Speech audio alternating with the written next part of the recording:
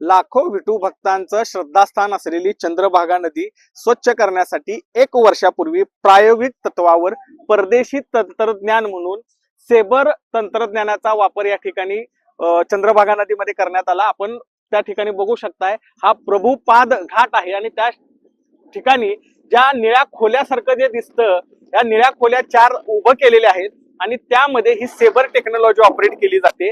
या माध्यमातून नदीचं पाणी उचलायचं आणि आतल्या आत पाणी स्वच्छ करून ते पुन्हा नदीमध्ये सोडायचं, असा हा प्रकल्प होता। मात्र हा प्रकल्प पूर्णतः कुचकामी ठरल्याची बातमी लोकशाही मराठीने 2 दिवसापूर्वी दाखवली होती। 1 वर्षापूर्वी हा प्रोजेक्ट सुरू झाला, आता जवळपास 1 वर्ष पूर्ण झालेलं आहे। हे प्रायोगिक तत्वावर सुरू करण्यात आलं होतं। 18 महिन्याची हिची मुदत होती आणि याचं जवळपास खर्च आहे तो 18 महिन्यासाठी 24 कोटी रुपये खर्च होता। त्यापैकी 6 कोटी रुपये ठेकेदाराला दिलेले आहेत।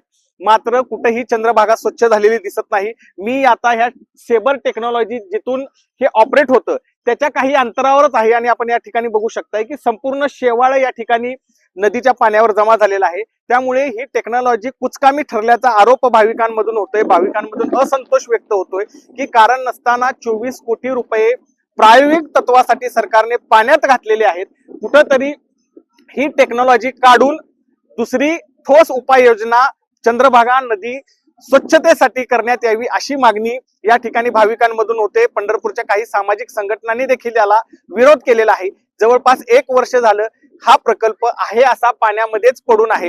याचा काहीही फायदा चंद्रभागा स्वच्छतेच्या साठी झाला नाही। त्यामुळे ही टेक्नॉलॉजी बंद करून हे जे उर्वरित 18 कोटी रुपये आहेत त्या 18 कोटी रुपयांच्या माध्यमातून चंद्रभागा स्वच्छ करावी अशी मागणी भाविकांमधून केली जाते।